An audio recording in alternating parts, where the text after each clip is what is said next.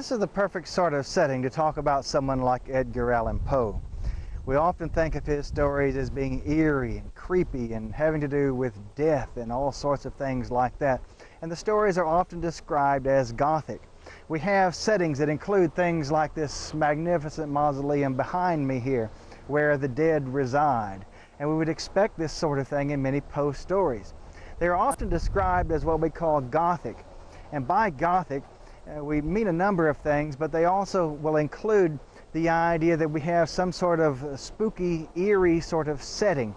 So it may be set in an old castle or a dungeon or a deserted graveyard or something of that sort.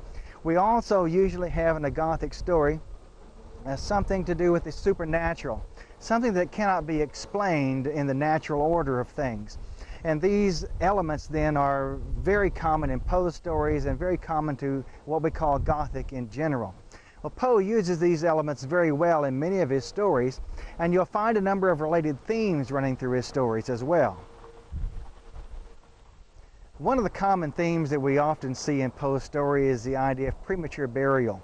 You'll see this in stories like The Fall of the House of Usher and a number of others. The idea of someone being buried alive. And this was, in fact, a very real risk during Poe's time. And people were sometimes buried alive, quite unintentionally, but nevertheless done. And they even at times would put bells on top of the graves with a little rope running down to the casket with the idea that if someone did revive, they could pull that string and ring the bell and summon someone to the rescue, of course. And the person who watched over this at a graveyard was said to be working the graveyard shift, and that's where we get that term. Another common theme in Poe's stories is that of the death of a beautiful young woman. You'll see this in a number of stories, including the poem The Raven and also the story Ligeia. It appears also in The Fall of the House of Usher to some degree. And this seemed to Poe to be one of the most tragic events in life, how a beautiful young woman at the height of her beauty and life could somehow fall into death all of a sudden. Well, follow these themes and some others as you read through Poe.